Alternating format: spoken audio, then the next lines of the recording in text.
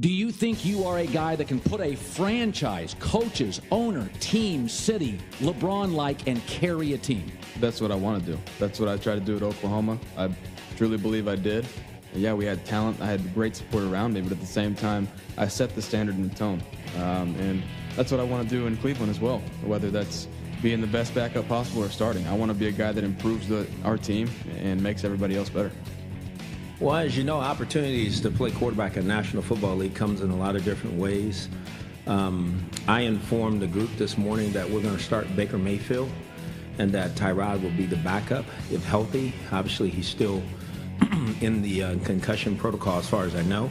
He's shown me at every opportunity that he was working at it to be ready for when his time was called, that he would make the best of it, and he's done that. So he's earned it by the way he's played. And like I've told that group, I've told our football team, we're going to support him, however we can as a team, and we're going to also support Tyrod as well, Andrew. So that's the way we're going to go about it.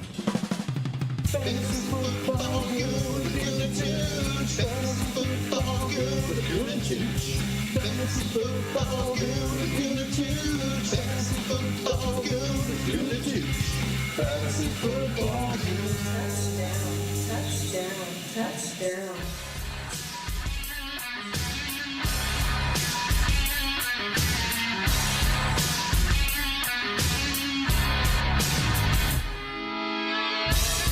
Welcome to the Fantasy Football Goon podcast.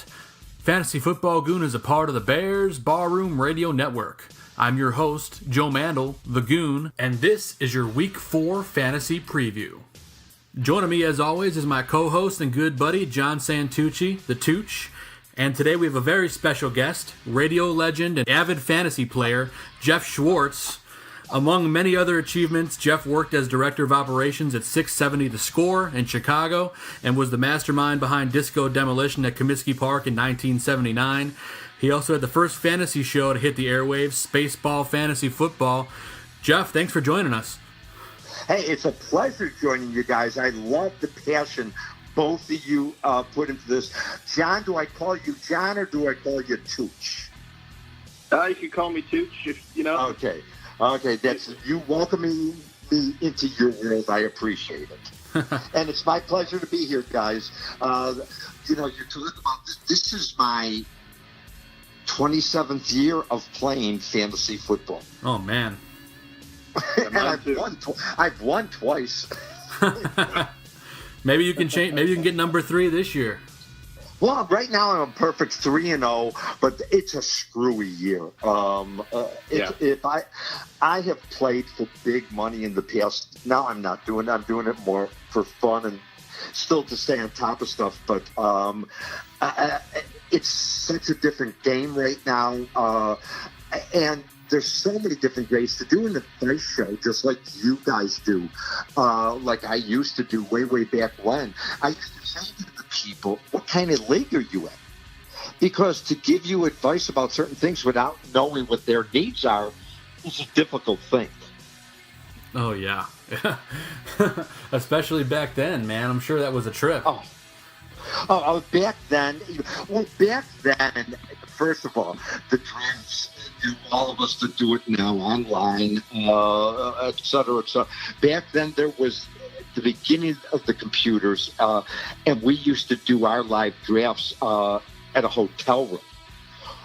We would just sit in a hotel. We'd get a hotel room. My brother-in-law used to always run it, and he'd bring a chalkboard. He'd bring everything. It was the greatest thing. He'd buy and bring trading cards. And, nice. Some of the rookies weren't out yet in the trading cards, and I swear I wouldn't draft anybody if they didn't have a trading card. Man, it's amazing how times change. Right, but you know what? Yeah. I'll tell you just like this when you talk about, and I know, and I've worked with the young people, and I hate the name millennial or what's now Generation X, or, I'm at the high end of the baby boomer. I hate it because we're all people, but I mean, people don't communicate anymore. My family, my daughter, my grandkids live in Chicago. I never talk to them. I text them. Right. And they text me, and that's it. And, I will tell all of your listeners, you guys, and even next year, live and be well, we'll all be around. The bottom line, we're going to have a live draft. Right. And I think, it would be hysterical. I'll fly into Chicago. There's always a reason for me to fly into Chicago. I'll fly in. We'll do a live draft, and we'll even record it, Joe and Tooch. Oh, that'd be amazing. That would be awesome. So, I mean, we should do that and show the people what you're missing is if you're home alone, okay, I understand it. But, my God, you go out, it's a night, it's 3 hours of 8, 10, 12 guys sitting around having a ton of fun just drafting and trading right there if you want. There's nothing like a live draft, and we actually, Tooch, myself, and Aldo, we actually drafted at Soldier Field this year at the Chicago Tribune draft party, and that was something else. So hopefully next year we can get that going. How many people were in that party, that league? Well, it was just the three of us, but we were supposed to have a lot more. Next year, Jeff, if you're in the barroom league, we could do that again because we have a good time. I think it would be great, and maybe even when we're getting close, when you start doing your preseason shows and everything else, you even invite 2 people who listen. Would you want to be in our room league? Oh, yeah. Invite them and have them come down. It's always cool. The people who listen to you, they're the reason why you're doing it. Exactly. The people that go to Bears Bar Room, the people that have listened to Mike North, who is so associated now with Bears Bar Room, the people, Mike and I worked together for 20 years, and the people that went to him, it was one thing. There was no difference to Mike than a caller was as it was a customer when he owned the hot dog stand. Yep. They were his customers, and he always treated them with respect. Yeah, that's why I loved him, too. I mean, I grew up with Mike North, Monsters of the Midday. I mean, I listened every day. Every day, occasional caller myself. So, yeah. Even if you didn't like Mike and Jigs, you would still listen for one reason. Just in case friends where you work the next day or at school were talking about it. Right. You had to listen. Same reason people who hated Howard Stern still listen to him. So the next day they would be aware of what the hell he just said that people are talking about. It's the truth. And And I remember growing up, and I'm younger than Tooch. I'm going to be 30 this year, but my mom worked you're at... a baby. I am a baby. I am. You are, and I won't give the age, but you're a heck of a lot older than my daughter. Well, it's amazing how time flies. A heck of a lot younger. I'm sorry, don't forget to live out here in California. It's legal out here. But the bottom line is, my daughter is more than 10 years older than you. Yeah, it's... Oh, you know what? But that's the way the generations are, and I love that I'm talking to 2 guys, 2 different generations that do a fantasy football show. I'm proud that there are still people out there that are doing this because it was a heck of a lot of fun. It sure is. It's a lot of fun. It's a labor of love for Joe and I. We love what we do. Can I tell you a labor of love on how many times I've been kicked out of leagues? Because I drive people crazy. I will send trade offers over and over and over. There's no such thing as consistency with me. It's part of the fun. It is part of the fun. Part of the fun is today I have Matt Ryan, but next week I want Drew Brees, so I know I'll have to give you Matt Ryan and a little something else to try to get Drew Brees. So, I mean, I'm just using that as an example. I mean, I'll give a living example. If you want to get into any football talk right now, I'll give you a living example. I had the 6th pick in my draft. Right. And it was right there. I had to take him. Was David Johnson for the Cardinals. Right. And I'm 3-0 without his help. He's had not one, not two, but 3 terrible games. Now Josh is coming into quarterback. Maybe they'll be changing. But I'll tell you right now, I have David Johnson out there in trade offers to people. And the one I wanted to do was I put out there David Johnson for Antonio Brown, because Antonio's not having the kind of year he normally has. This is true. Because of JoJo Schuster. Yeah, he's looking good. He's looking real good. Who, by the way, breaking news, just showed up on the injury update list. Uh-oh. JoJo did not practice today. Well, that's one guy we got to keep an eye on. Antonio, obviously, best receiver in football, but the Steelers are having some internal funk going on right now, and that's actually I got to tell him right now, and I know at the opening, I think it was Joe who said it, we got to talk about Bell, and I'm going to be a little bit of a hypocrite, because that's okay. When you're sitting on the throne, you can be a hypocrite. I still would never want him on my NFL team. Let's face it, he could maybe take Tampa Bay to an NFC crown. They win that division they're in if he went there. But great point. He's a cancer. He's a cancer. I'm sorry. We grew up, and Joe will leave you out of the conversation, but Tooch and I understand the era of Michael Jordan. Do you know he never went to Jerry Reinsdorf once to try to renegotiate, which ended up being a killer deal for Jerry Reinsdorf. And he said, I signed a contract, and I'm going to adhere to it. And you know what? Le'Veon, you signed a contract how many years ago? He is losing almost, and here's the problem with sports. Not only football, I think it's worse with basketball. The problem with sports is that Le'Veon Bell is so rich right now, he can say F you to almost $1 million a game he's losing. $14 million a year. That's baffling. Yeah. And that is why, and I listen to guys on Sports Talk Radio. If I still was the ops director at the Score, I would still say, and I also was at ESPN for a while in Chicago, and I would say, stop talking about money. We sound ridiculous.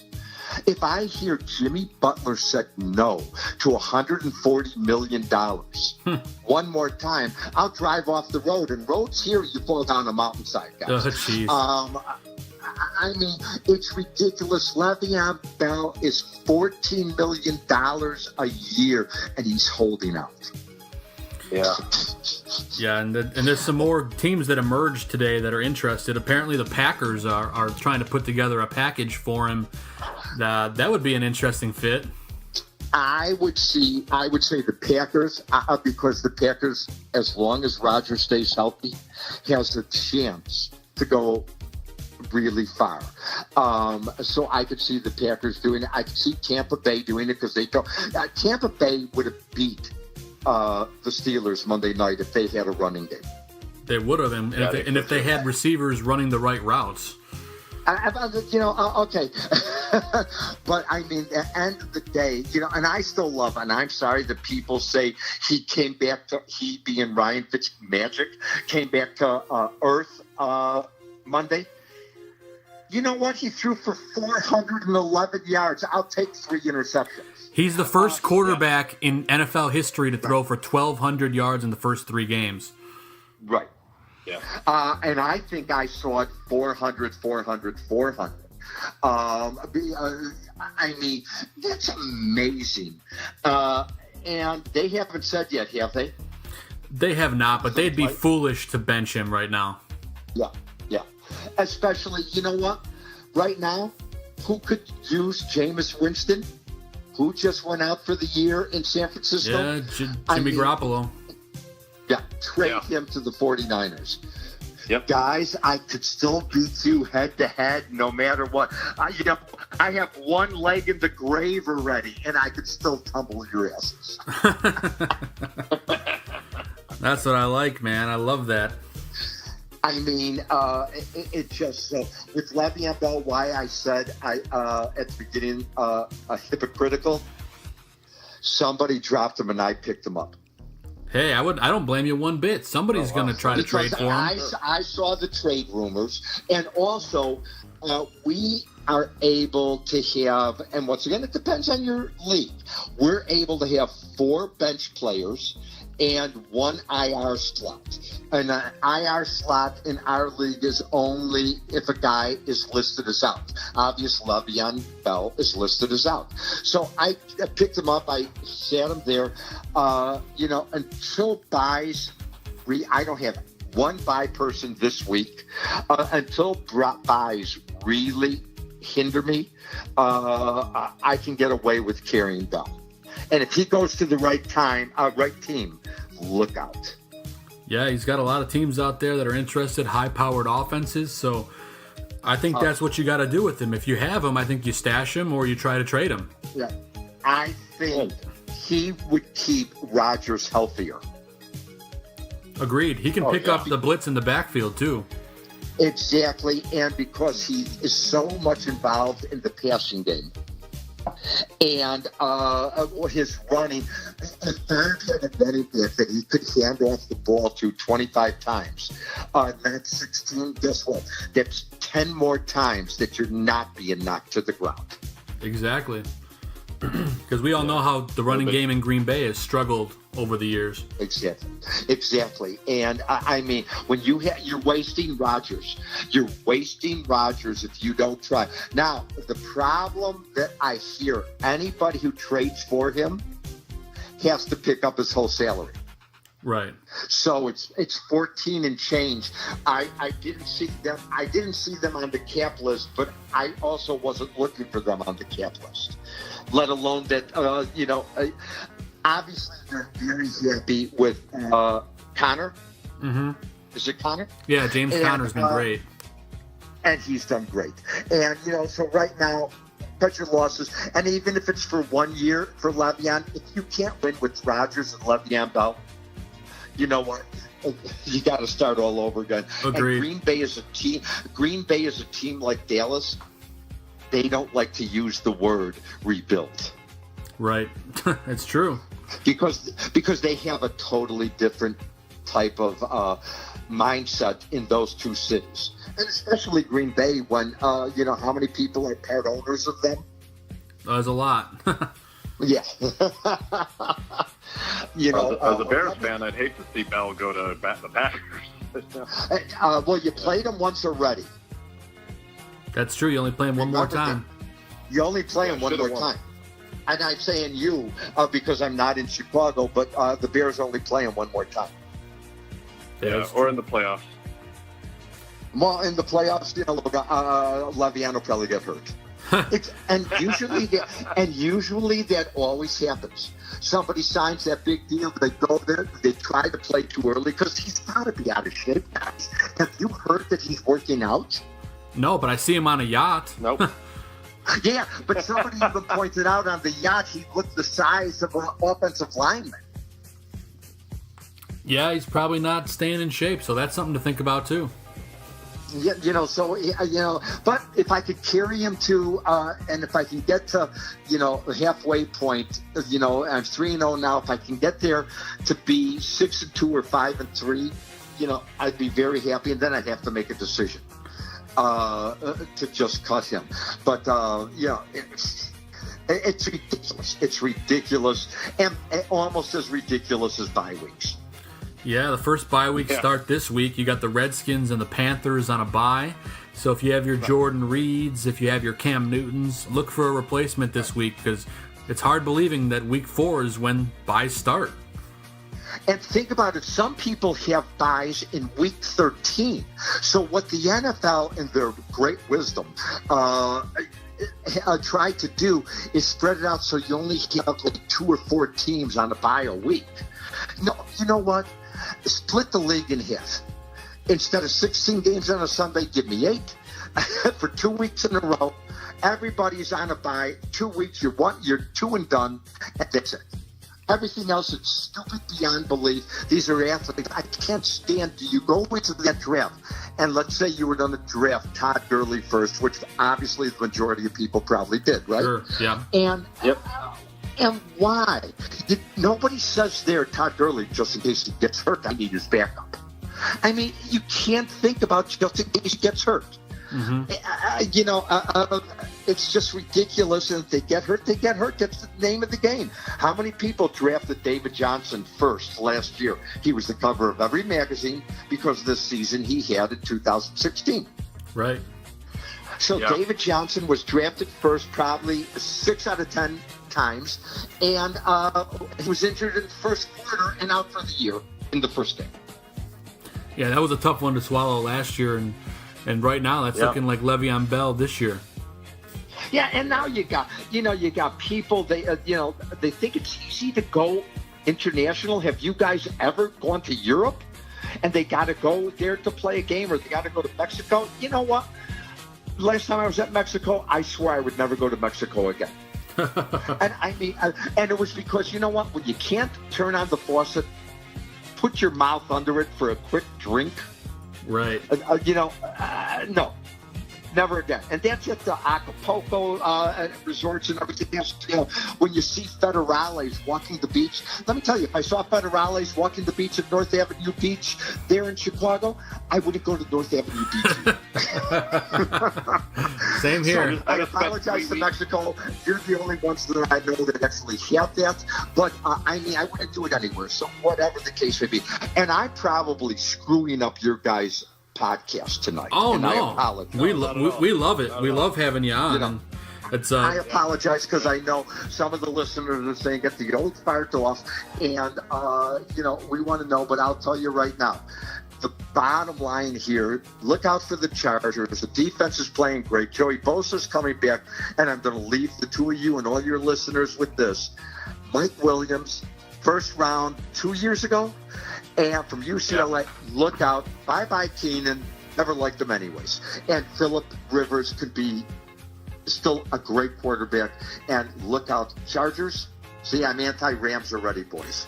Anti-Rams already. That's a great call with Mike Williams. He's got 15 targets through 3 games with 3 touchdowns. He's really emerging, so it's definitely a guy to pick up. Do you know what's happening there? By the way, he's the red zone receiver, and it's because they don't have a tight end really anymore. Antonio Gates is out there for probably as a retirement tour or whatever the case may be. And the guy who Double H, Hunter Henry. Yeah, he's out. He's out. He was out for the year, and he was a top 5 tight end in the league. And so that's why Williams is even increasing his popularity and his receptions and his touchdowns, and that's my pick. And guys, anytime you want to invite me back on, it would be my pleasure. I'll let you go to your regular form, and then you can make fun of me. But I'm here whenever you guys need it, whatever you guys want to do. And, just the people who are listening, love fantasy. It's one of the few things that Trump hasn't affected yet. I might like Donald Trump. You never know. But, the bottom line is next year we'll probably be in the Trump Fantasy Football League. And that's what we'll do for protection. And that'll be it. And, Joe, great meeting you. Tooch, yeah, absolutely. Great meeting you. Thanks. Great name also. Back on, Jeff. We would love whatever you guys do. Do you record only before you guys come back with a recap, on after Monday Night Football? We usually record before. We record before, and then we do a pregame show on Sundays. Okay. Mm-hmm. Okay. Well, have fun. I'm here whenever you want me. Joe, you got my number. You can give it to Tooch. You got my email. Whenever you want me, be my pleasure, and we can have some fun. Oh, absolutely, Jeff. Thank you so much for joining us. It's been an absolute blast, and we look forward to having you on again. Let me do one thing. Cubs, can you wake up? You're only a half game above the Milwaukee Brewers. Come on, guys. All right, I'm out. I'm done. Now I get to go to an Early special dinner, and I'll talk to you guys soon. All right, Jeff. Thank you so much. Thanks for coming on. Guys. Yeah. Thank you. Thank you. Thanks again to Jeff Schwartz for joining us. That was absolutely amazing. Tooch, I know both of us had a blast having him on the show. Oh, yeah, it was great. So now that we got to talk to Jeff a little bit, let's kind of get into this week's games. Tomorrow night, big one down in LA. The Vikings going to visit the Rams. Rams are currently sitting as 6.5-point favorites, but today they put Aqib Talib on IR, and Marcus Peters looks like he's going to be out. So does that change your pick here, John? I'm still taking the Rams. Yeah, it doesn't change my pick either. I mean, and one guy on the Vikings that the Vikings will miss is Everson Griffin, who's had a nervous breakdown, I think, Joe. I don't know if you read that story. I did. It's an interesting one. So he's not going to be out there, and he's getting evaluated in a hospital as we speak. Right, and he's their best pass rusher, one of the best pass rushers in the league. So this game's in LA, and last week I really thought the Chargers and Rams would play a closer game. They didn't. The Rams hadn't really played any tough teams before that. And, Minnesota was looking like, Chargers and Minnesota looking at their first big test. But you can see Minnesota is a little bit out of sorts after the clobbering they took from Buffalo. Yeah, they took a clobbering, all right. That's probably one of the biggest upsets I can remember in a long time. So they're probably spinning. But with those, we have to mention, though, with those corners out, you have to like Stephon Diggs and Adam Thielen here. Yeah, and of course, Adam Thielen has been quietly amazing. Always is. He's got nearly 40 targets, I think, or 44 targets, I think, through 3 games. That's almost 15 targets a game. That's unbelievable. And either a touchdown or 100 yards in each game. It's just, he's been really good. And Stephon Diggs, of course, is good. Dalvin Cook may not play, Joe. And then, he's got to take capable backup in Latavius Murray. But, the Rams defense has 2 good backup corners. They go, 4 deep. So losing Aqib Talib and Marcus Peters, they have Sam Shields and Bradley Roby as backups, and those guys could be starters on other teams. For sure, and they're in good shape. So I still think you can roll with those Vikings receivers, but I still like the Rams in this game. I have no problem rolling with Todd Gurley. I know the Vikings are good against the run, but like you said, they don't have Griffin. And, Todd Gurley's Todd Gurley. He's going to be involved no matter how you look at it. And I think a guy we got to talk about here is Robert Woods. He's been unbelievable. 30 targets through 3 weeks. He's just been a machine out there. And Robert Woods is clearly starting to become the number 1 guy out there in L.A. Yeah, they really have good weapons. I mean, Los Angeles, I expect to be, if not in the Super Bowl, in the NFC Championship game. They certainly have the weapons. So, Rams are going to be favored all year long. I can't see a situation yet right now where they wouldn't be favored, Joe.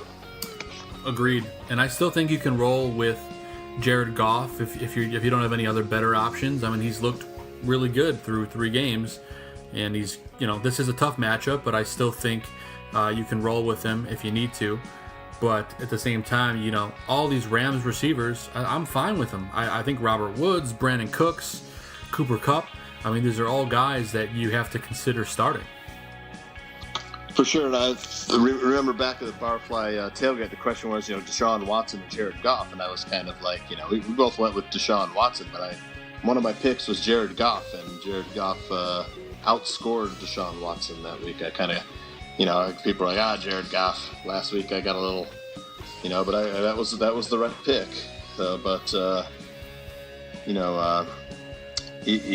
He's proven to be, he's a quarterback 1, Joe. Yeah, he's proven it every week, and it's amazing. But I know you and I both like the Rams in this game, the 6.5-point favorites. So rolling with the Rams. Let's move into the next game here. So next game we got on our list here, the Bengals going down to visit the Falcons in Atlanta. Atlanta currently sitting as 5-point favorites in this game, John, and I'm taking the Falcons in this one. Yeah, I'm going to take the Falcons too at home. Cincinnati though has a good defense. I'm gonna think a little bit. I'm gonna think hard if Cincinnati is capable of keeping this within 5 points. I think they are. So right now I'm leaning Atlanta. I think they've got their offense starting to click. Matt Ryan, 5 touchdown passes last week. So it's Cincinnati's having a good season, sitting atop the AFC North, Joe. They are, and I think Andy Dalton's a sneaky start this week. That Falcons defense has not been very good. They're banged up right now. So my start of the week is actually Giovanni Bernard. I think he's going to be heavily involved. Joe Mixon's sitting out. And, I think that Falcons defense has got plenty of room in the middle for them to take over. So I like a lot of Bengals players here. Tyler Boyd's really started to emerge as a number 2 wide receiver. He's been absolutely incredible through 3 weeks alongside A.J. Green. And like I said, Andy Dalton is looking like a viable bye-week replacement. And, he's playing some weeks like he's a legit number 1. So I don't have any problem if you throw Andy Dalton as a starter this week. Yeah, neither do I. Let's talk about that Falcons defense a little bit. They're banged up. They are really banged up, Joe. They're missing Keanu Neal, who's out for the season. Deion Jones is injured, and Robert Alford also injured. Robert Alford, pretty good cornerback. Deion Jones, really excellent linebacker for the Falcons. So there's going to be plenty of opportunity for Cincinnati offense. So this I think will be a high-scoring game. I agree. And, Cincinnati's got a good pass rush. So when all's said and done, I may be taking Cincinnati to keep it within 5. Like I said, I don't know yet. I need to make a decision before. You're rolling with your fantasy guys on the Falcons. Obviously, it looks like Devontae Freeman likely not going to play here. Still up in the air, but if that's the case, you're going to roll with Tevin Coleman. Calvin Ridley's really starting to emerge. He had 3 touchdowns last week and over 100 yards receiving. So Julio Jones and Calvin Ridley, the Alabama duo, that's going to be a name you're going to be seeing all year long, man. I think that kid's got something special.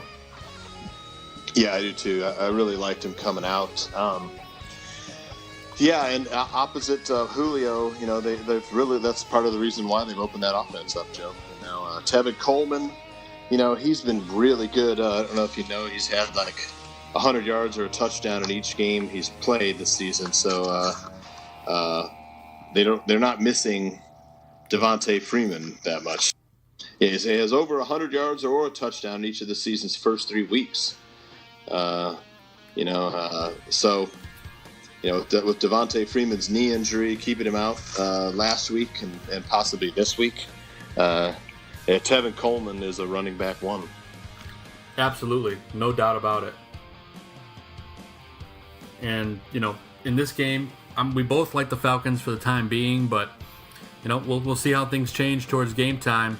It's going to be a fun one to watch. At the start of the year, I didn't think it would be, but I really think this is going to be a great game. So, looking forward to this one on Sunday. But us Bear fans, I think, are looking more forward to the next game on our list, John. The Buccaneers coming down to visit the Bears here in Chicago. Whether it's going to be Fitzmagic or Jameis Winston, either way, I think it's going to be a fun one to watch. Defense versus offense. And Buccaneers are currently getting 3 points against the Bears at home. I know I'm probably going to get some flack from this on the bar room, but I'm taking the Bucs +3 in this one. Yeah, this is a tough game to call, Joe, for me. I'm a little bit undecided right now. Right now, I'm going to lean towards the Buccaneers just because their offense is capable of keeping this one close. I don't know who's going to win this game right now, and I need to go back and look at it a little closer. But what's the spread right now, Joe? The Bears are 3-point favorites. Okay. So, basically, just home field advantage. Exactly. So, the Bears have been good against the run. Tampa Bay has no running game. So, Tampa Bay is going to be throwing, all day long. Oh, yeah. So, look for Fitzpatrick to have, Fitzpatrick may throw 50 times in this game. So, we'll see at a lot of barroom people are going to be at the game, so wish I was going to the game or had tickets. But yeah, that's going to be a really good game, and I'm hoping that the Bears run the ball this time. Because Tampa Bay, not that great against the run. I think they're 22nd overall against the run. So you can run on Tampa Bay. So I'm hoping that eventually, the Bears realize that they can run the ball with Jordan Howard. So. Yeah, fingers crossed. So obviously you're starting Jordan Howard, you're starting your Allen Robinson, who's getting targeted a massive amount every single week. So it's only a matter of time before he breaks through and has a huge game. I mean, he had last week, I think, 9 or 10 catches. So things are really starting to pick up for him. And I mentioned it in my article this week. I think Trey Burton finally has that breakout big game this week. The Bucs are notorious for leaving the middle of the field open. And we all know Trey Burton likes to hang out there. Oh, yeah. Yeah, it's a great start this week. I'm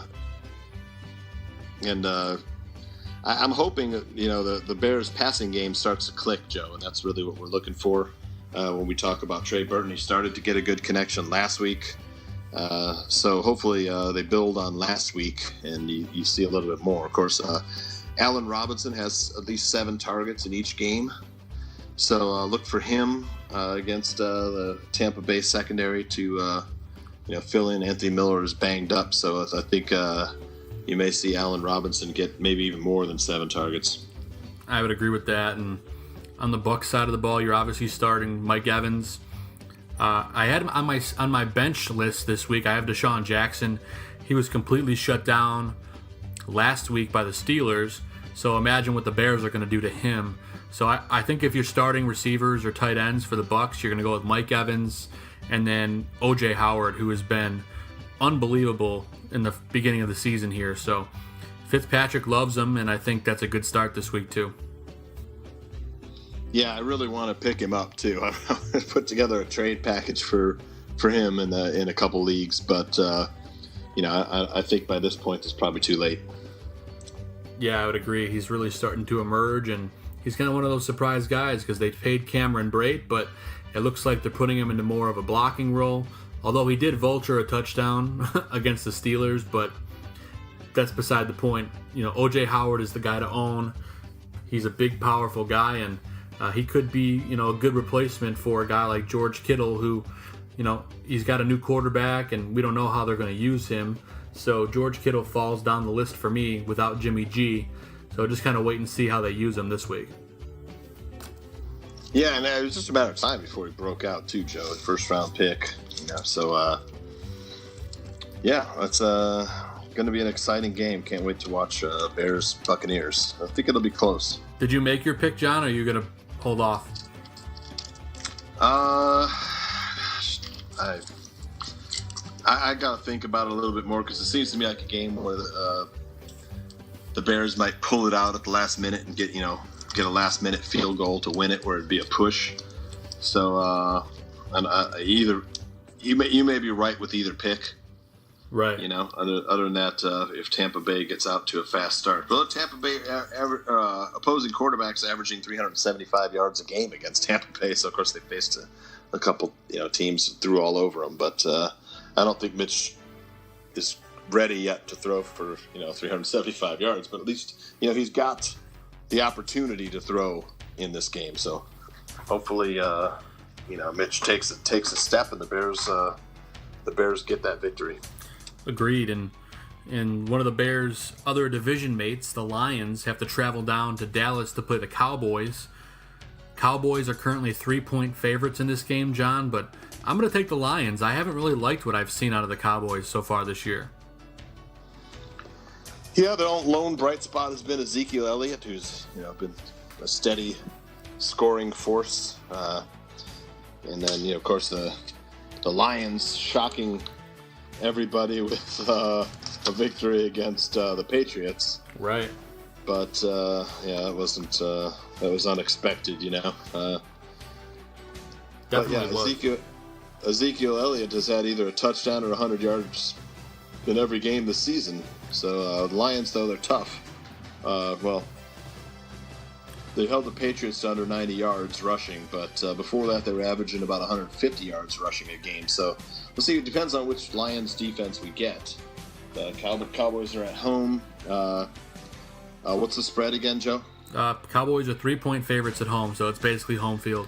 Basically, yeah. So not a lot of faith in the Cowboys. So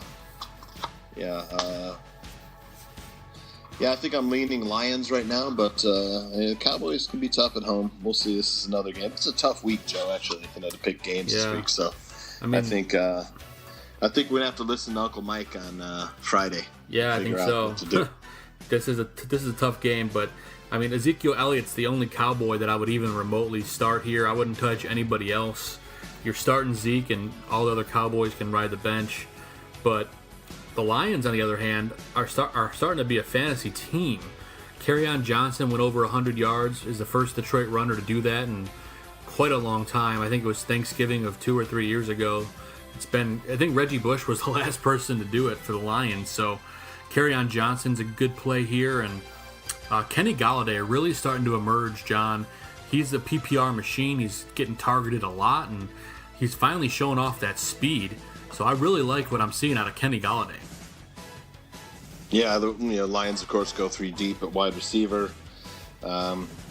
Dallas, a little tough against the pass, though, averaging 210 yards per game. Opposing quarterbacks average 210 yards passing per game. So this is, playing towards the strength, defensive strength against offensive strength. So, it's an interesting game, this one. I tell you, these teams are pretty evenly matched, Joe. Yeah, it'll definitely be a fun one to watch. Obviously, Matthew Stafford, you're firing up. Golden Tate, Marvin Jones. But on the Cowboys side of the ball, just roll with Zeke, and I think you'll be fine. But definitely going to be a fun one to watch on Sunday.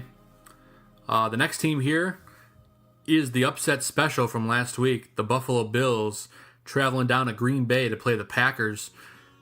Green Bay sitting, John, is 10.5-point favorites here.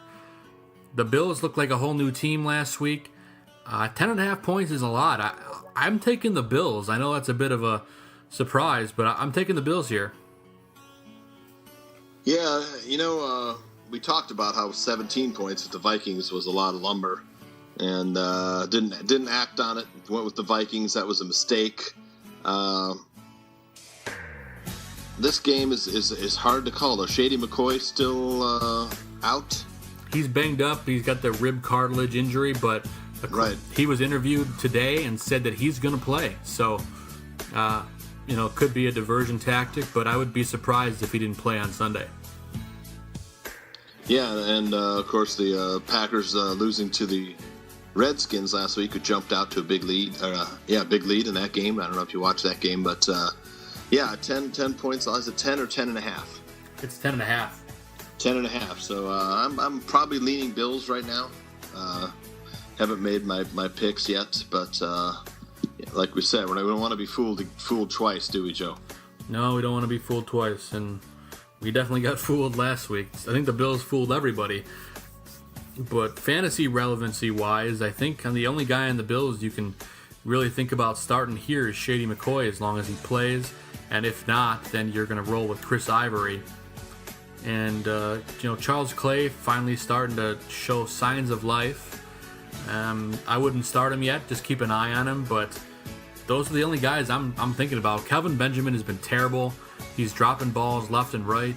I'm not quite sure what happened to the kid, but he's had to fall from grace.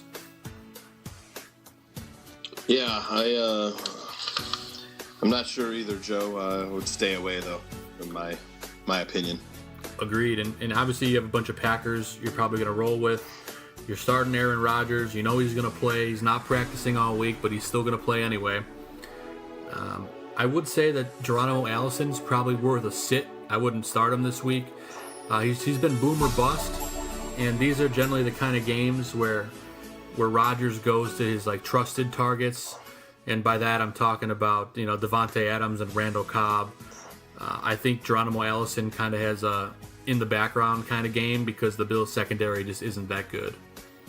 Yeah, and Bill's tough against the run, not as good against the pass. So Green Bay is strong on the pass and not good against the run. So this is a good game to fire up Aaron Rodgers. Yeah, definitely for sure. Definitely one of the top starts this week. I'm pretty sure I listed him as my number one quarterback this week. So obviously these Packers offense is a one to be reckoned with. They put up points last week even though they lost. I expect them to win the game, but I'm taking the Bills with the 10.5 points. Yeah, me too. I will. Right now, I'm taking the Bills. Yeah, so in the next game here, the Eagles got to travel down to Tennessee to play the Titans. Carson Wentz, of course, returned last week and had a good game against the Colts. His knee looked nice and healthy. Eagles here are currently 4-point favorites on the road. I'm going to take the Eagles in the 4 points. Yeah, this is a lot of tough games this week. I predict a lot of disasters for people's picks this week, but Titans quietly have a really good defense, Joe. Surprisingly pretty good against the pass, great against the run. They're pressuring the quarterback too. So defense on Tennessee underrated, but right now, they're 4-point dogs at home. Right. Oh boy, they really played Jacksonville tough. So they did. That was a great defensive game. Yeah, and I said last week that would be a low-scoring game, only 15 total points. So was spot on with that. But right now I'm kind of leaning Tennessee, to shock Philadelphia. But Philadelphia's the Super Bowl champs, and they aren't Super Bowl champs without being able to beat teams on the road. So it's going to be another close game, I think.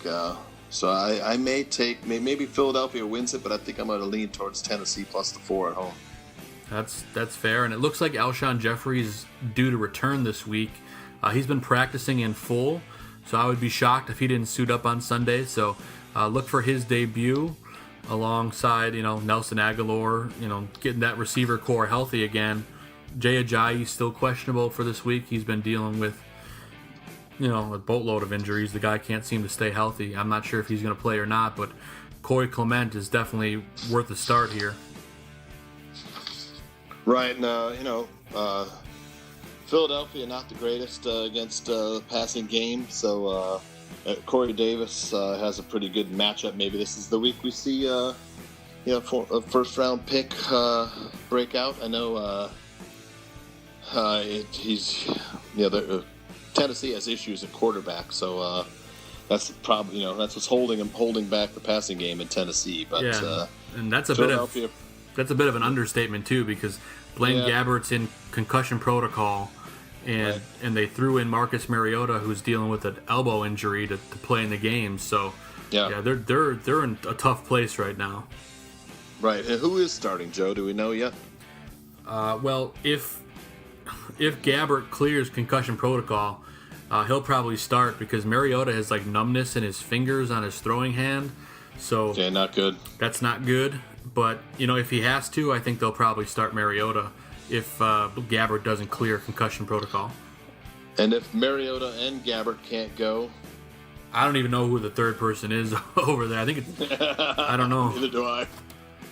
Yeah, then in that case, I would take Philadelphia. That's certainly a big factor. Quarterback situation in Tennessee.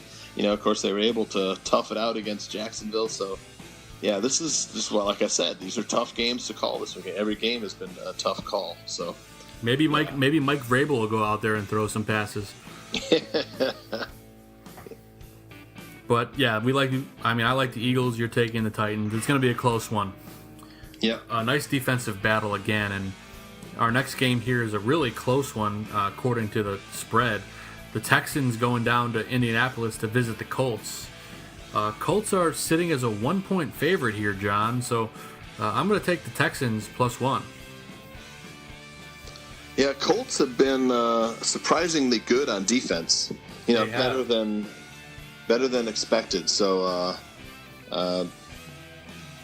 I think I'm leaning towards Indianapolis in this game, but this again another tough game to pick. Houston's defense has not been that good, Joe. No, and I really thought they were going to be awesome this year. They have not, and it's been a big disappointment for me. And Deshaun Watson has been a big disappointment as well. Yeah. Again, Indianapolis has been surprising, Joe. They're a hard team for this. Indianapolis is a team this year that'll probably pick wrong every week. You know what I'm saying? Oh yeah. If I say Indianapolis, Houston's probably going to win, Joe. That's true, but I took the Texans. You're probably going to take the Colts, and maybe I'll win. Maybe I'll win a game for once.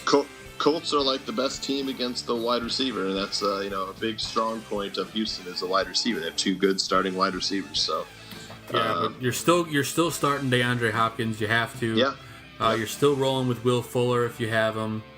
I really think Lamar Miller is a good play here.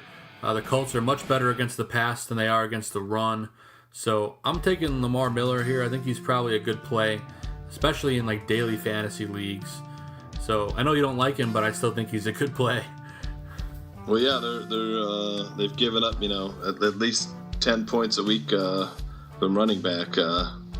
So they're sixth worst against the running back. So it's a good matchup for Miller. This is going to be a tough divisional game. They know each other. They play each other tough. Right now, I'm going to stick with Indianapolis at home. I don't know. I don't know what's going to happen, but it's like a 1 point spread. It's going to be a really close game. So, hey man, I hope you're right. I'm Andrew Luck. I've had him on one of my leagues, and he's not pulling through for me. I really hope he can turn things around. But for our sake, I hope the Colts can pull it off. But I haven't liked what I've seen out of Andrew Luck. Maybe he can finally get things going. But man, he's been a disappointment this year. Right, and Marlon Mack supposed to play, I think. Yeah, he's been Indianapolis running game is three-headed monster like last year. Yeah, it's a real tough to depend on anybody. Jordan Wilkins has looked the best out of anyone, and Mack is approaching drop territory for me. So you got to see what he does this week as long as he plays. But I'm getting worried about Marlon Mack. Well, what do you think about their third down back? This guy Nyheim Hines. He's been involved. The kid looks like he's got a lot of talent. Right now, Wilkins has been the fantasy back to own, and that's not really saying much. But it depends what Mack does when he comes back. But they've actually Hines and Wilkins aren't too far off from scoring. They're almost have scored almost the same amount of fantasy points. It's just Hines is kind of like the James White of Indianapolis. You know. So they've carved out that role where Hines is the passing back, and Wilkins has been serving as the primary back, and then Mack is supposed to come in and be the best of all three, but he can't stay healthy. Yeah, it's a tough backfield to figure out, and to be honest with you, John, I think I'd rather avoid it at this point. Yeah, unless you're desperate. Now, the Jack Doyle's supposed to be back this week, I think. It's looking that way, but again, he's still questionable in this game, so keep an eye on that. Either way, Ebron and Doyle are worth a start if they play here. Right. But you're taking the Colts, I'm taking the Texans. Going to be a fun one. And the next one on our list here, the Dolphins sitting at 3-0, going down to play the Patriots. Patriots are 7.5 point favorites at home. It is worth noting, John, Tom Brady hasn't lost 3 straight games since 2002. Right, I don't expect that to be the case here. I'm going to take the Patriots to bounce back. If they do lose 3 in a row, people are going to. What the talk's going to be, Joe? It's going to be like what it always is when they have a slow start. Yeah, or it's going to be like 3 in a row. Brady, this is the down. This is it. This is the year his last season. The team is too old now, and you're going to hear it all. Gronkowski too slow, Brady too old. But when mid-season comes around, the second half, late season, that's when the Patriots shine. So I wouldn't be surprised if they drop this game, but I'm going to stick with the Patriots in that trend of Tom Brady not losing 3 in a row. Yeah, I'm with you here. And Josh Gordon hopefully making his debut here as a Patriot. Hopefully he's got a good enough grasp on a few plays in the playbook. I think that's going to give them a shot in the arm. And this is also the last week that they don't have Julian Edelman, so he'll be returning after this game, so that's a big deal for them. The Dolphins have been very good, I will give them that, but I think Tom Brady and Bill Belichick find a way to get this thing done. You're rolling with Tom Brady. There's some big news from the Patriots today. They did place Rex Burkhead on IR, so he is out for the rest of the season. Sony Michel going to be the lead dog there, along with James White. Yeah, we talked about this on Barfly Tailgate, about how Sony Michel, you and I both agreed he would be taking over later in the season. It looks like it'll be sooner rather than later, but, James White should still have a role on that team, Joe. He's been in that role for a long time, and he's delivered. So, but, Sony Michel should carve out a bigger spot for himself starting this week.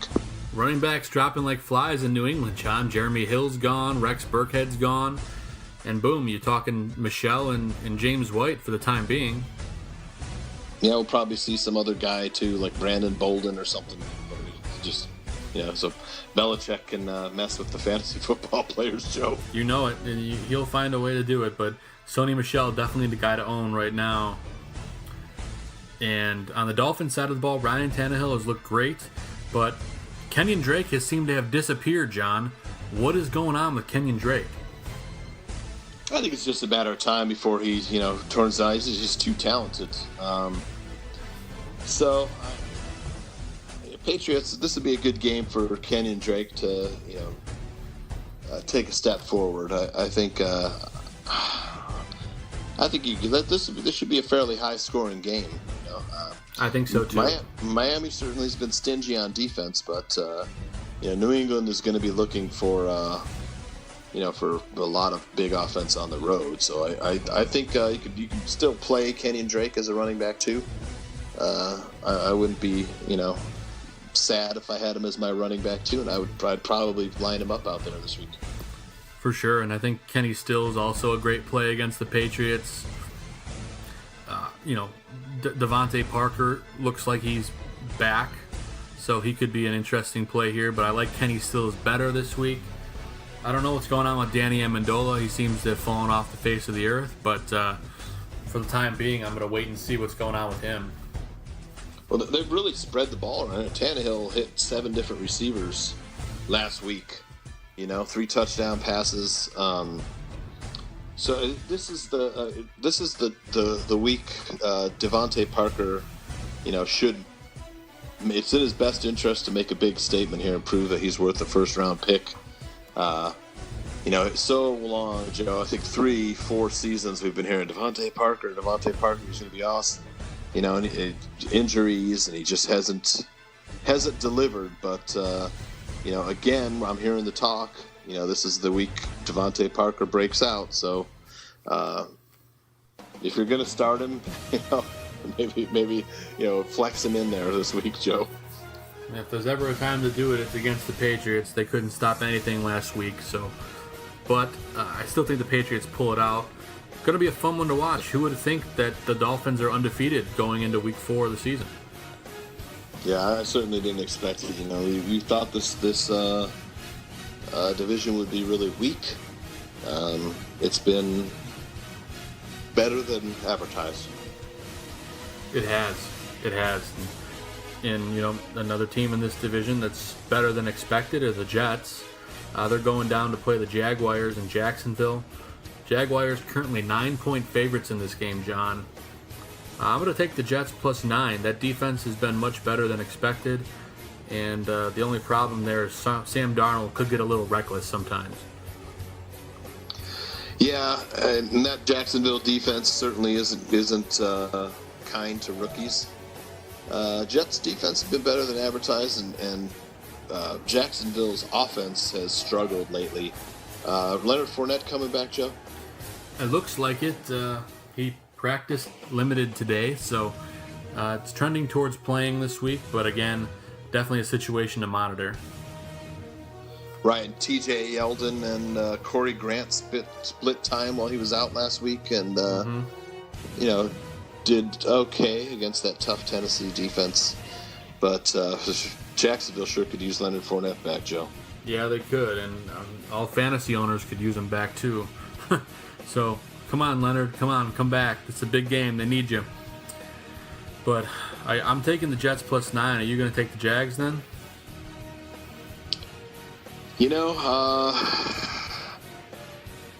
I'm probably leaning Jets right now because my nine is a lot of points, for any teams in the NFL. But I wouldn't be surprised to see Jacksonville have a bounce back week and take it out on the Jets. So right now I'm leaning Jets, but that could change.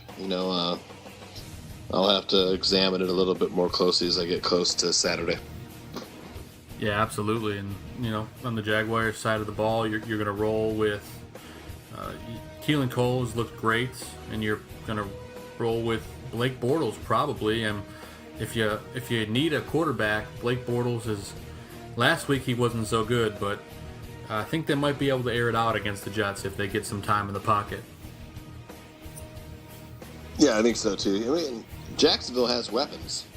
They just for whatever reason they haven't been able to get rolling. But I think missing Leonard Fournette has been a big part of that. And of course, Tennessee, played a great defensive game against them. So they sure did. And the Jets side of the ball, Quincy Enunwa has been really good when he's on the field.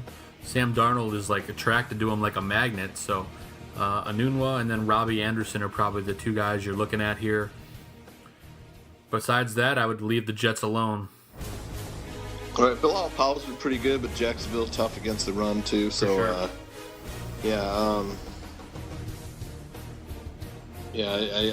I would stay away from most of my Jets guys. I don't have any, but if I did, I would probably stay away. I don't like anybody except Enunwa. Agreed. So we're both taking the Jets +9, but the Jags to win the game. Next matchup here is a very interesting one. The Cleveland Browns announced this week that Baker Mayfield is going to be their starter at quarterback, and the Browns go down to play the Raiders in the Black Hole in Oakland. Raiders are 2.5-point favorites at home. I'm taking the Browns +2.5. This Raiders defense has been awful, and I think Baker Mayfield has got enough weapons around him and enough poise in the pocket to make them pay. Yeah, I think so too. They really got a big lift out of him last week. Baker Mayfield, could have an impact like Patrick Mahomes has, maybe on a smaller scale. So definitely the right choice is starting him and getting him going. He seems to be a really natural leader. He sees the field well. He's very accurate. Has good escapability. So I'm going to take the Browns too. I love their defense too. Their defense is starting to really come alive. Again, I didn't think Oakland would be very good before the season. I don't think they're going to be very good the rest of the season. But they're certainly not as bad as I thought they would be. I mean, they certainly could win this game, Joe. But like you, I'm going to take the Browns. Yeah, absolutely, man. The Browns defense has been really, really good. They're only giving up 229 yards passing per game. So I really think they're going to stack the box here against Marshawn Lynch. And I expect this Browns defense to have a field day here. I think they're a great play in fantasy. So if you have these guys, the Browns defense, which a lot of people probably don't, I think they're worth a great pickup. They're an up-and-coming defense. Myles Garrett has looked awesome. I'm taking the Browns here. I think Baker Mayfield's also a great play here. A lot of leagues he's getting picked up this week, and I don't blame you. He has the potential to finish the year as a top 10 quarterback if he can get things going there. And what better team to do it against than the Raiders? Obviously, Jarvis Landry you're rolling with. Antonio Callaway is also a great start here. And the up-and-comer, John, your favorite tight end from the draft last year, David Njoku. Yeah, Browns, like I said, they've got weapons. Carlos Hyde has certainly started to come alive. Derek Carr's been, kind of jittery in the pocket. This is his first year in John Gruden's system. I don't think he's that familiar as he'd like to be with the offense. So, this is a good week for Cleveland defense as well. Yeah, I'm with you, man. And on the Raiders side of the ball, and probably wouldn't recommend starting Derek Carr, but if you're desperate, you can. But I think Amari Cooper is probably the only guy you're going to roll with here. I know Jordy Nelson had a great week last week, but if you must start him, do it. But I think Amari Cooper is the guy to play here, and Jared Cook has also been pretty involved in that passing game. Yeah, I like Cook. Denzel Ward on the Browns has been shutting down guys pretty well, so he likely will be matched up against Amari Cooper. But we'll see. This might not be that high scoring of a game, Joe, unless Baker Mayfield. It's up to Baker Mayfield to turn it on. Really, it's going to be up to him. You're starting Carlos Hyde, man, against that weak Raiders run defense. The Raiders pass defense has been okay. It's the run defense they've struggled with. Yeah, definitely. And this is a game. Are you taking the Browns too, John? I'm going to take the Browns right now just because Oakland's offense, just has not been good. I think Cleveland has a chance to really put a lot of pressure on the offense with their pass rush. Dilly, we both take the Browns. And moving into our next matchup here, it's another battle of the birds. Seahawks going down to play the Cardinals in Arizona. Seahawks are 3-point favorites on the road. Cardinals had a tough loss, comeback win by the Bears last week to beat them. Now the Seahawks come to town, showing some signs of life. Chris Carson, probably a good play here against the Cardinals, John. Yeah, the Cardinals got a lift from getting back some defensive players last week against the Bears, and their secondary looked pretty good. Trey Boston was everywhere. Don't know if you watched the game, but yeah, I did. That dude was he was like everywhere around the ball. But Arizona quarterback situation is not good. I mean, Sam Bradford, I think I would keep rolling with him. I don't think Josh Rosen is ready. If they do roll with Rosen, I like the Seahawks. If they're going to put Sam Bradford out there, I think the Cardinals have a little bit better chance. And I may take the Cardinals with the points. Cardinals can still hurt you, but Seattle still missing Doug Baldwin, Joe. Yeah, he's dealing with a knee injury. It doesn't look like he's going to play. And it looks like the Cardinals have announced Josh Rosen is going to be the starter. So that makes things real interesting down there in Arizona. Yeah, I'll take the Seahawks then and lay the points. I think Russell Wilson makes 3-point difference for me. Yeah, Russell Wilson's a great play here. I think he's going to get a lot of things done with his legs this week. He finally probably comes forward as a fantasy QB. I got him in the top 10 for the first time in a while. I think he's going to run all over the Cardinals here. With that said, Chris Carson's a good play. On the Cardinals side of the ball, I think Larry Fitzgerald finally has more than 5 points. He's been terrible to start the year. Hopefully Rosen can start trying to get him the ball, because I'm starting to lose hope in Larry Fitz. And Earl Thomas returning this week, I think, Joe, for this, will give a little boost to that Seahawks secondary. Mm-hmm. So the more I talk about it, the more I like Seattle. I'll take the Seahawks, Joe. Same. Agreed. Moving into our next matchup here, the Saints going down to play the Giants in New York. This is going to be a fun one, John. The Saints are 3-point favorites. I'm taking the Saints on the road, but the Giants' offense finally got clicking last week, too.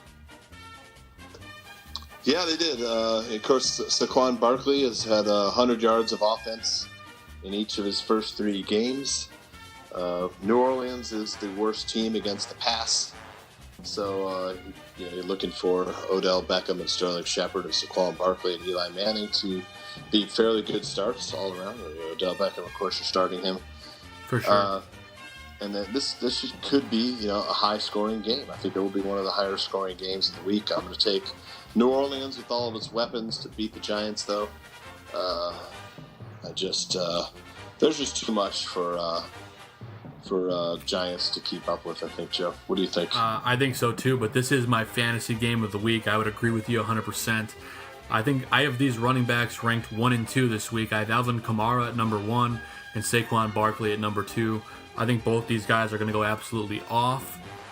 And you're going to start receivers from both sides of the ball. You're starting Odell. You're going to start Sterling Shepard. Evan Ingram is out, so keep that in mind. He's dealing with an injury that's keeping him on the sideline for 2 to 3 weeks. So Sterling Shepard is going to get more targets. Saquon Barkley is going to get more targets. And that means Odell obviously going to get more targets. And then on the Saints side of the ball, Michael Thomas, great play this week. He's my number 1 wide receiver, followed by Odell at number 2. And then, these Saints, they just have so many powerful options there. I mean, even Ted Ginn floating around out there. I mean, Benjamin Watson, he finally had some good catches last week. I think he had 6 catches or so. So there's just offense to go around. Both these quarterbacks are great plays. You're starting Drew Brees. Eli Manning is my sleeper start of the week. I think he's really going to go off, and especially in daily fantasy, he's one of those guys that's going to go cheap and put up a lot of points. Yeah, New Orleans my pick to score the most points this week out of all the teams. So you're firing up all your guys, and maybe this week you're going to see guys like Cam Meredith make an impact. And Mark Ingram should be returning soon, right, Joe? Yeah, I believe this is the last game he's out. He should be back next week.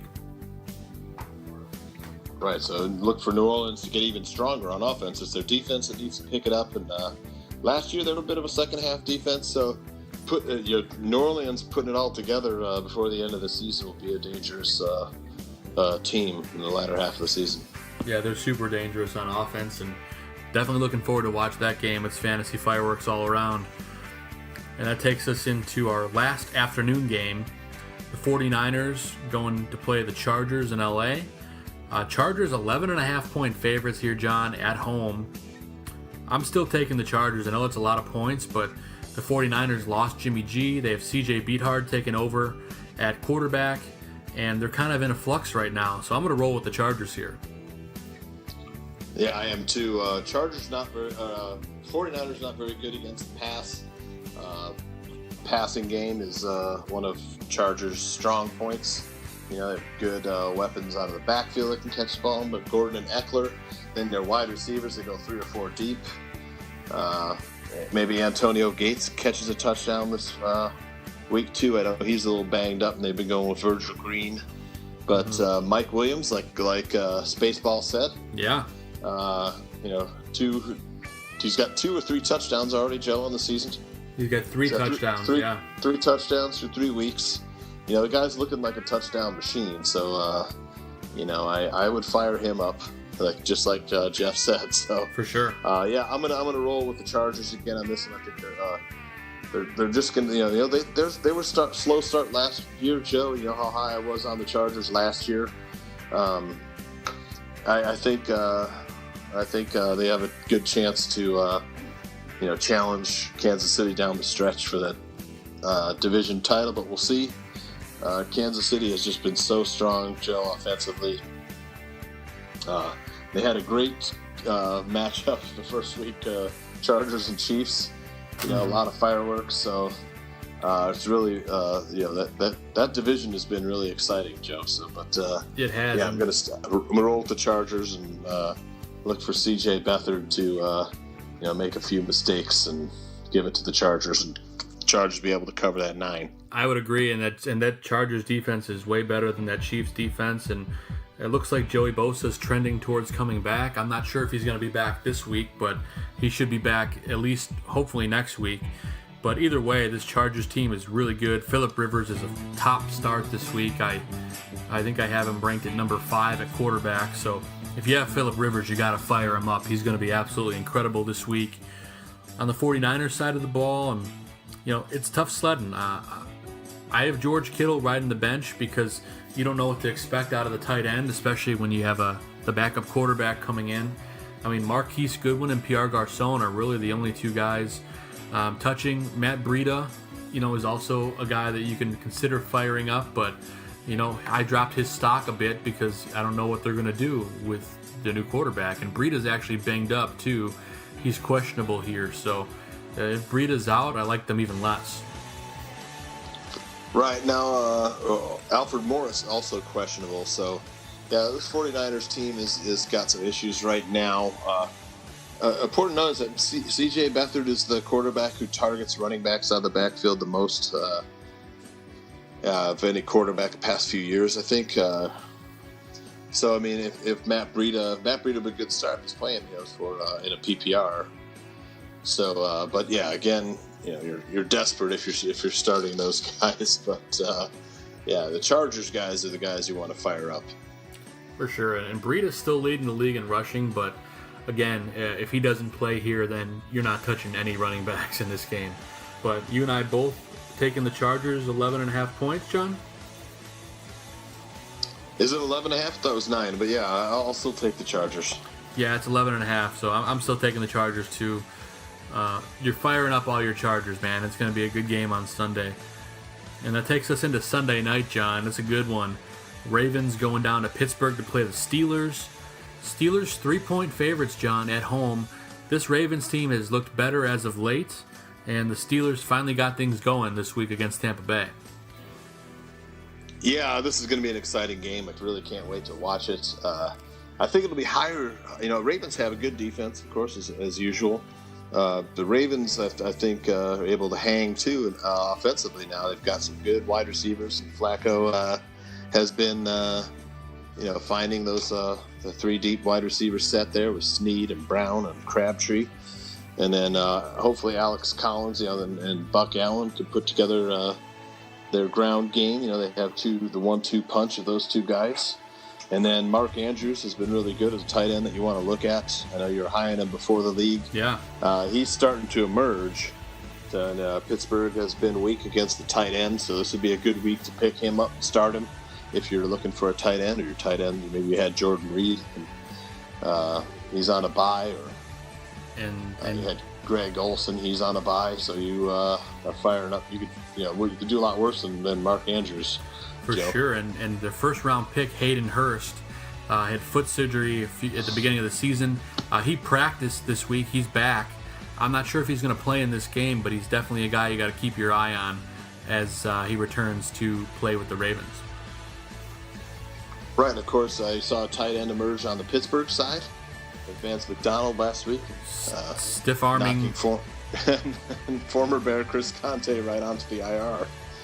Yeah, that's about as man versus child as you could ever see.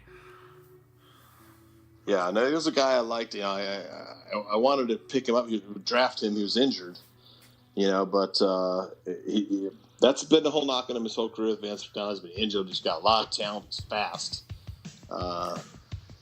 And that's what Pittsburgh needed, was a good tight end, playmaking tight end, to go along with Antonio Brown and Juju Smith-Schuster and guys like James Washington and Ryan Switzer now, who caught a touchdown last week, guy I talked about before the season.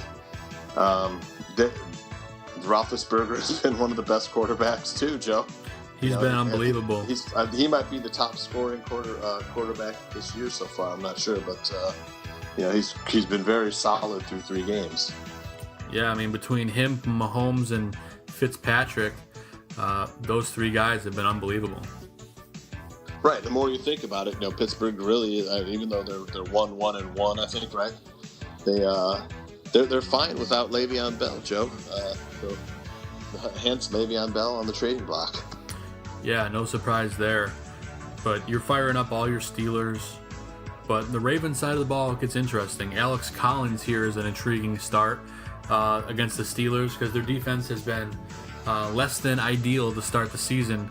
I think they're going to get Alex Collins more involved, probably Buck Allen as well, catching passes out of the backfield. And then is this the week Michael Crabtree finally puts together a real good game?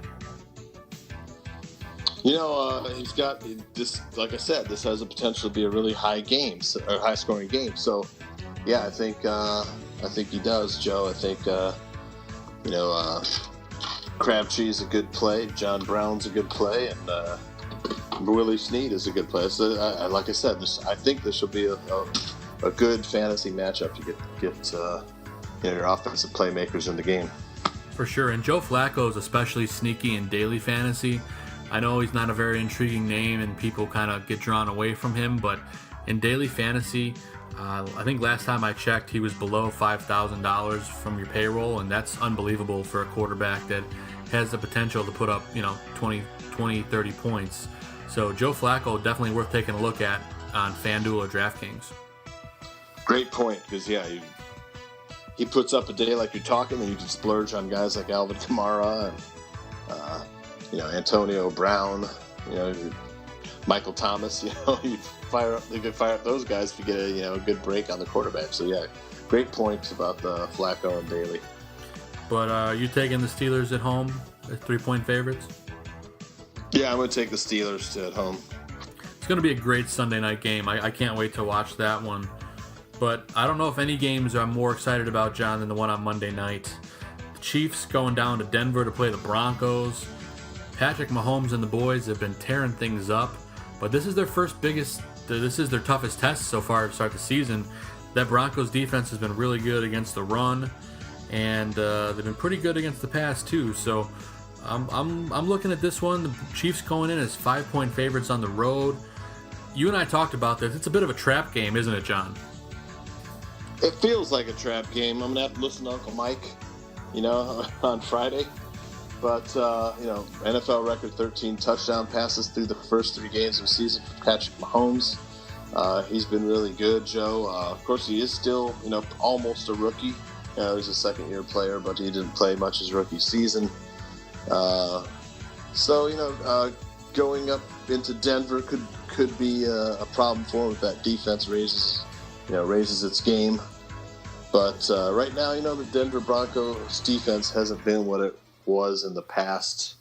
Just there's enough to exploit there for a good offense like Kansas City. But no defense on the Kansas City side. So if Case Keenum and the guys on that side of the ball for Denver put it all together, this could be a game where you're seeing 50, 60 points scored, Joe, and I think this will be a high-scoring game. I think so, too. I think you got to fire up your Broncos receivers. I think Emmanuel Sanders and Demaryius Thomas, both those guys have really good weeks here. So look for them to, explode. And I think even, Case Keenum in daily fantasy is going to go cheap. Not a very intriguing option, but you can kind of spend a little bit of money on him, and maybe, he'll have a great day, and you can splurge, like you said, on some of those other big names. But with that said, I'm still taking the Chiefs -5 on the road. The Broncos just aren't what they used to be. Yeah, I'm leaning Chiefs. I'm gonna wait though until to make my pick. But right now, I'll go Chiefs. Like I said, I need to get the feel of this game, as it feels like a trap game. So we'll see. Kansas City certainly has a ton of weapons to avoid the trap, but it's a divisional game. These two teams don't like each other. They play each other really tough. So this is going to be a great game to watch. I'm glad we had a pretty good game last week. This game should be even better. Yeah, I think so. And you're firing up all your Chiefs. You don't need us to tell you that, but Travis Kelce to me is the number 1 tight end on the board this week. Denver's not that good against the tight end, so I think Travis Kelce puts up close to 30 points on Monday night. Yeah, I'm glad you mentioned that too, because Kansas City is actually the worst team against the tight end. So, Jake Butt, Joe, maybe this is a Jake Butt game. Well, I don't have him ranked this week, but this could be very well one of those emergent kind of games. So, just keep an eye on that game Monday night. I think there's going to be plenty of fireworks. Yeah, I mean, to me, Jake Butt kind of seems like he's, the George Kittle of this year. So we'll see. It's a good chance for him to emerge, much like Mark Andrews and George Kittle have. Yeah, a lot of storylines to watch in football this week, and it's only week 4, so we're chugging along. We're having a great time so far this season. We are blessed to be able to have Jeff Schwartz on the show tonight. Spaceball, thank you again for coming on. That was absolutely incredible. Tooch and I look forward to having you on again sometime soon. Tooch, thanks as always for joining me, partner. It's always a blast when we're talking fantasy football. Right, and same here, Joe. And I just want to shout out Bears Girl for being on top of our Pick'em League. So far, if we're allowed to give shout outs, I'm going to shout out. Yeah, go for it, man. She's kicking our butts. Yeah, I'm not even going to talk about my record in the Pick'em. It's bad. Right, I'm right in the middle of the pack. I need to turn it on this week to get back to respectability, Joe. Last week was brutal for me. Yeah, it's been tough sledding, but Uncle Mike's doing pretty well, so that's all that really matters. Yep, I'm going to consult the Oracle before I make my picks this week. Yeah, before I go to Vegas in November, I'll make sure I listen to Uncle Mike. Right on, Joe. But again, thanks everybody for tuning in to the Fantasy Football Goon podcast. Make sure you follow us on Twitter at FFBGoon. We answer all questions all year long. And then make sure you check out everything at Bears Barroom. I've got articles on there. The Tooch has got articles on there. Plenty of great content to go around. Check out all the other shows on the network. Just a great time to be a part of the Bears Barroom. And big shout out to the barkeeper, Mr. Aldo Gandia. Aldo, you are the man. Thank you for letting us do what we do every week. Tooch and I really appreciate it. Yeah, for sure. Be sure to catch us on Sunday mornings, about 10:30 on the Barfly Tailgate. Great show. If you're not listening, you need to tune in. Those guys are doing a hell of a job. Yeah, and we'll answer all your questions in the chat room for that and keep you up to date on all the injury news. And, you know, it's a great show. We have a great time with those guys and look forward to every Sunday morning. So for all you guys tuning in, thanks again. God bless America. God bless football. Let's kick some ass. So long, farewell, I'll be your saying goodnight. I hate to go and leave this pretty sight.